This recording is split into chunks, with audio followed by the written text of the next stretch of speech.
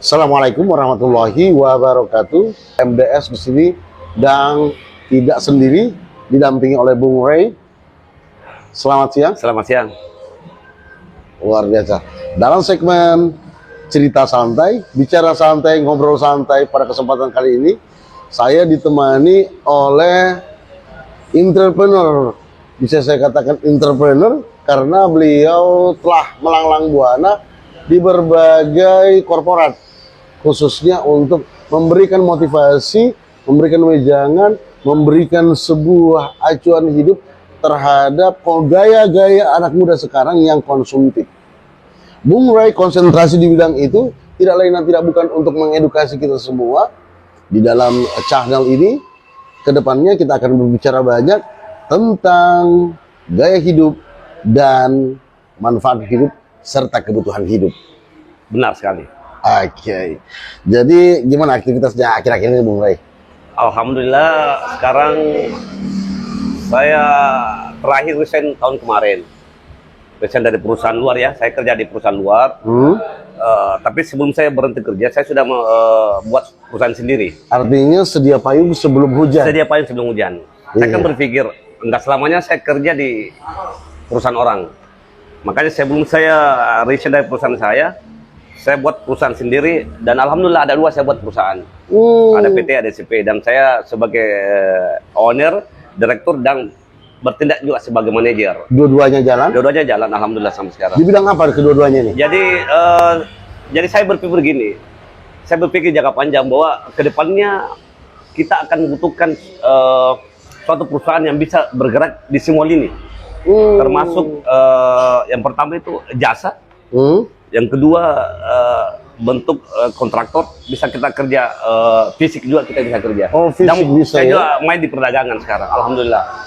Itu saya lakukan memang karena saya berpikir ke depannya kita ini masyarakat Makassar nanti atau Sulawesi atau Indonesia akan menjadi masyarakat yang konsumtif. Yes. Artinya kita akan menjadi manusia yang konsumtif. Kalau saya berhenti bergerak, maka saya tidak akan makan, saya tidak akan bisa membuat hidup saya untuk bisa lebih baik dari yang orang lain. Jadi prinsipnya terus bergerak dan bergerak. Iya. Al-harokati barokah, bergerak itu berkah. Betul. Iya. Jadi saya menarik sekali dengan Bung Ray ini. Beliau ini pernah memimpin ribuan bahkan ratusan pekerja ya? Iya benar. Pekerja outsourcing pada saat itu. Iya benar. Dan mereka merasa kehilangan ketika Bang Ray hijrah di tempat itu. Iya benar. Gimana tuh ceritanya? Jadi gini, ini untuk semua ya yang mendengarkannya. Jadi kalau kita manusia menjadi seorang pemimpin, kita dipercaya menjadi seorang pimpinan dalam suatu perusahaan ataupun dimanapun berada kita jadi seorang pemimpin, maka jadikanlah diri kita sebagai contoh untuk anggota kita. Jadikanlah diri kita sebagai bapak. Jadikan diri kita sebagai pemimpin yang mengayomi anggota kita. Jangan membuat kita menjadi pemimpin yang mau dikatakan raja di raja. Anda boleh, tidak bisa seperti itu. Jadi pemimpin yang baik, pemimpin yang amanah, membuat anggotanya bisa menjadi pemimpin dengan ajaran-ajaran dia lakukan selama dipimpin. Itu namanya pemimpin yang hebat. Dalam skop perusahaan iya, yang luar biasa besar, menghimpun banyak tenaga kerja, otomatis banyak kepala di situ. Benar. Iya. Banyak pemikiran. Betul. Nah, bagaimana untuk mengelaborasi seluruh pemikiran yang ada ini? Ya, jadi gini. Anggota kita, karyawan kita, jadikan sebagai teman. Setiap ada masalah, jangan langsung kita menyalahkan anggota kita. Tapi kita panggil baik-baik, bicara. Jangan juga menegur di depan umum, nggak boleh. Panggil baik-baik anggota kita, cari solusi. Apa sebetulnya yang terjadi? Kenapa seperti ini? Setelah kita tahu masalahnya, baru kita kasih edukasi dia. Oh, seperti ini yang bagus, seperti ini yang baik. Jadi masalah bisa terpecahkan tanpa anggota kita merasa disalimi, anggota kita merasa ditindas. Jadi anggota kita itu adalah saudara kita. Kalau perusahaan mau berkembang yang baik, secara bagus dan bisa besar, maka hargai karyawanmu, hargai anggotamu. Hargai karyawanmu, hargai anggotamu. Anggaplah dia bagian dari keluarga kita. Nah, itu perusahaan sehat seperti itu. Tentunya kan perusahaan yang lama ini walaupun besar merasa kehilangan, ditinggal oleh Bang Ray. Ditinggal oleh Bang Ray. Dan Bang Ray sekarang kedepannya Dan bahkan saat sekarang ini telah running usaha baru Ada. dan perusahaan baru. Sekarang saya untuk anak-anak muda Makassar atau anak-anak muda Indonesia, ini mungkin nasihat saya bahwa kalau mau berkembang, cocok yang Bapak tadi bilang, yang Dinda tadi bilang, bahwa jangan pernah berhenti bergerak. Iya. Dimanapun ada peluang, libas itu peluang. Libas. Ambil kesempatan itu. Sekarang sebelum saya berhenti, saya sudah buat dirikan perusahaan sendiri. Nah, setelah berhenti ya, alhamdulillah sekarang saya sudah bisa mendirikan kos-kosan.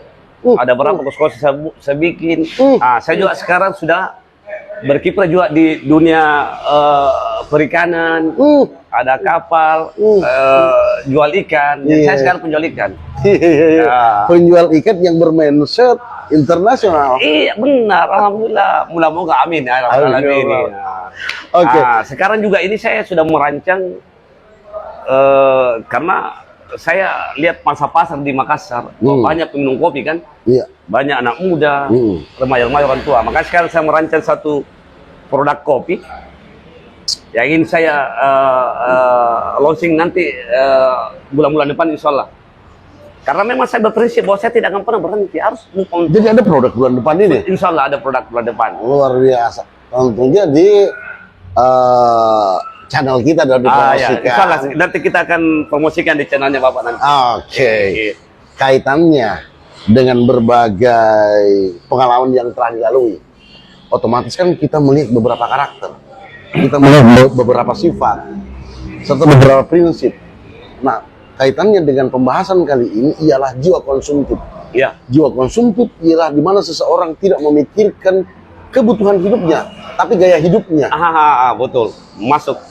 Nah, ini yang saya mau pertanyakan. Iya. Bagaimana tipsnya agar gaya hidup seseorang itu bisa direm dan kebutuhan hidupnya itu diprioritaskan untuk kemudian agar produktif? Betul. Betul sekali. Jadi gini. Ini yang terjadi di masyarakat kita, di anak muda kita ya. Ini kita bicara masalah muda ya. Iya. Masalah anak muda kita. Tidak disalahkan seorang pemuda atau seorang manusia untuk mempunyai jiwa yang konsisten yang banyak, punya gaya hidup yang tinggi, tidak persalahkan. Tetapi pola hidup itu dibarengi dengan kinerja yang betul-betul diperas tenaga kita untuk bekerja. Betul. Jangan kita mempunyai jiwa konsumtif tapi kita mau berlehai-lehai di kamar, tidak mau bekerja, itu salah. Ini yang terjadi sekarang. Jadi gini, yang membuat orang tersiksa adalah gaya hidup. Yang membuat anak muda sekarang menjadi rusak atau dan sebagainya, itu ada gaya hidupnya. Kenapa saya katakan seperti itu? Contoh kecil. Dia memakai, anak muda sekarang mau bergaya, mau pakai mobil, mau pakai motor yang hebat. Ya, untuk pergi bergaul. Tapi apa? Dia tidak barengi dengan kerja keras untuk bisa menghasilkan uang. Jadi dia melakukan segala sesuatu. Bagaimana caranya dapat uang yang instan untuk bisa memenuhi gaya hidup ini? Ini yang bisa merusak. Apalagi sekarang ini kita dimudahkan oleh yang namanya cicilan. Betul. Iya. Mau beli iPhone 15 bisa dicicil. Mau beli mobil yang terbaru bisa dicicil. Iya, betul. Motor yang harga terbaru bisa dicicil. Ya, jadi kalau saya punya tips seperti ini.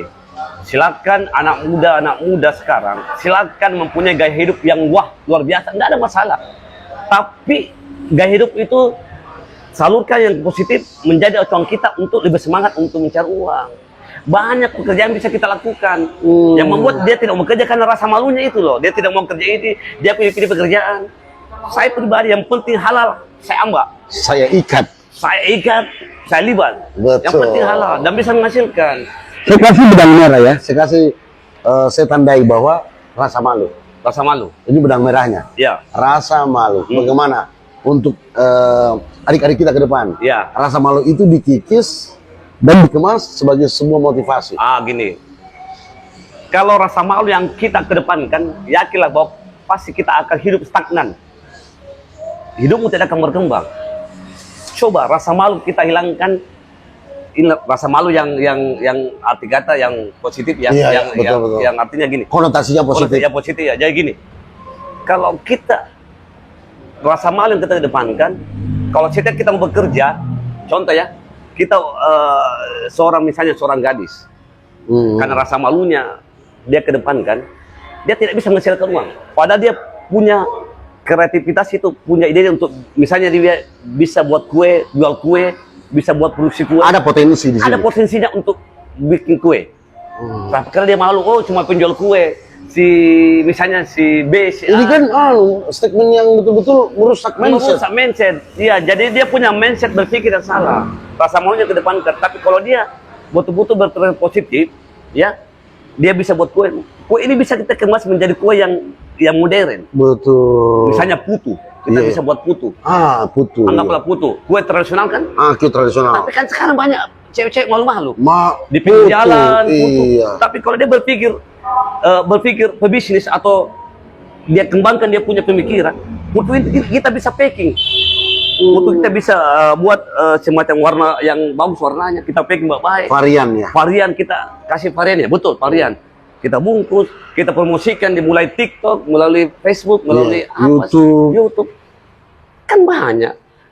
Diantar pakai motor pesanan, itu kan bagus. Ini yang mereka tidak miliki. Daripada kita mengemas rasa malu, lebih baik kita mengemas produk. Itu maksud saya. Jadi pemuda-pemuda Makassar sebetulnya tidak ada yang susah dalam hidup ini, kecuali mereka yang memang tidak mau bergerak. Mereka yang punya rasa malu terlalu tinggi. Iya, tempat kalau malu tempatnya. Justru kalau kita malu, kalau kita minta-minta. Justru kita malu kalau kita pergi jual diri. Aduh. Iya. Saya tidak habis pikir ya. Sekarang banyak, minta maaf ya. Artinya minta maaf. Artinya gini, ini edukasi untuk kita. Coba kita tidak disalahkan untuk memiliki suatu barang mewah. Tidak salah. Yes, silakan. Tapi paksa diri kita untuk bekerja, untuk motivasi diri kita untuk bisa menghasilkan uang. Iya, cara yang halal. Dengan cara yang halal. Yang halal, iya. Itu yang paling penting. Iya, benar. Nah, ini kan semakin kesini semakin hangat nih. Iya, benar. Nah, saya sambil minum. Silakan, kita seruput kopi dulu. Ini kan varian, ada yang dingin, ada yang panas. Dingin ya. Iya. Nah, lanjut lagi nih. Perkara tentang gaya hidup. Gaya hidup yang konsumtif tidak ada masalah. Tidak ada masalah. Jika kemudian seimbang antara pemasukan. Bahkan kalau bisa, melebihi pemasukan daripada gaya hidup. Kalau bisa betul, ya. Betul. Sebagaimana pengalaman yang kita sudah lalui bertahun-tahun selama ini luar biasa. Saya katakan luar biasa, bisa memimpin, bisa mengayomi, bisa membangun. Nah, satu pertanyaan saya dalam hal ini, bagaimana menjadikan rasa malu itu menjadi sebuah potensi cuan? Ya, jadi gini, seperti tadi saya katakan dari awal bahwa tidak ada salahnya kita mempunyai gaya hidup yang tinggi. Tidak ada salahnya, silakan, itu bagus. Tapi jadikan itu keinginanmu menjadi sumber tenaga, sumber motivasi untuk kita mencari terus, mencari Pak. Semua peluang kita masuki. Kalau rasa malu yang kita kedepankan, yakinlah, sampai mati pun kau tidak akan pernah menjadi orang sukses. Sampai mati? Sampai mati. Kita garansi. Saya tidak akan sukses rasa malu. Tapi rasa malu dulu ya, yang positif ya.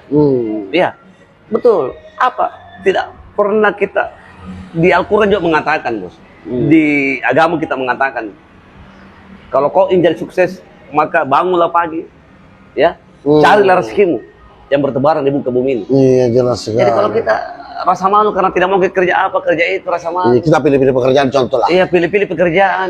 Karena kita cantik, rupawan, gagah, tampan. Nah, ini yang bikin tersisa. Karena cantik dan kerja itu, janganlah. Kalau kau merasa cantik, coba edukasi dirimu. Buat sesuatu, misalnya pekerjaan yang bisa menghasilkan, home industry misalnya. Iya. Home industry artinya pekerjaan yang kita kerjakan di rumah. Contoh bikin kue. Coba bikin kue yang cantik-cantik, dipoles, di-pack yang bagus. Terus kita promosikan, kan kita kan cantik ceritanya. Iya, betul. Kamu pasti akan bisa menjual secara gampang kalau kau merasa cantik ya misalnya. Karena ada daya tarik. Ada daya tarik. Tinggal kita menjual. Oh iya gini-gini.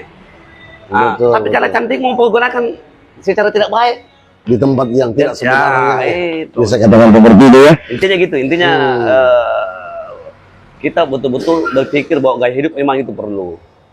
Karena memang kita zamannya memang gaya hidup. Iya. Tapi gaya hidup ini kita harus barengi dengan kerja keras. Inilah dikatakan tuntutan hidup. Tuntutan hidup. Belajar terus belajar. Belajar terus. Jangan sampai tuntutan hidup ini tertutupi gara-gara gaya hidup. Ah, betul. Ini yang parah ini. Parah. Ini yang Jadi parah. seperti itu. Saya kira seperti itu. Nah, ini nih sebagai edukasi statement terakhir kepada para netizen yang melihat bincang santai kita, cerita santai kita Ya. pada segmen yang pertama ini. Seperti apa motivasinya? Ya, jadi gini, buat karyawan-karyawan biasa, karyawan di luar sana yang jangan pernah merasa saya cuma karyawan. Jangan pernah, tapi silakan bekerja, sisihkan hasilanmu untuk bisa membuat usaha baru. Ya, karena tidak selamanya kita akan bekerja di tempat itu. Sisihkan usahamu untuk membuat usaha baru, walaupun itu kecil. Ya, jadi jangan pernah berhenti untuk tidak berkarya. Terus berkarya, apapun itu yang jelas, walaupun sedikit tapi bisa menghasilkan. Walaupun itu cuma jual cendol, walaupun itu cuma jual putu, silakan.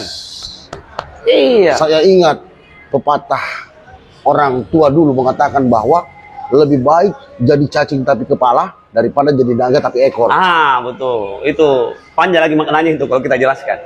Iya. Jangan pernah malu untuk bekerja. Kita mau jual kopi, jual cendol, jual putu, jual kue, selagi itu halal, itu berkah di mata Allah. 3 kata untuk netizen. 3 kata untuk netizen untuk membangkitkan semangat hidupnya. Jangan malu, terus berkarya. Maju terus. Jangan baru terus berkarya, maju terus. Saya MDS dan Saya Ray. mengucapkan terima kasih, undur pamit. Assalamualaikum warahmatullahi wabarakatuh.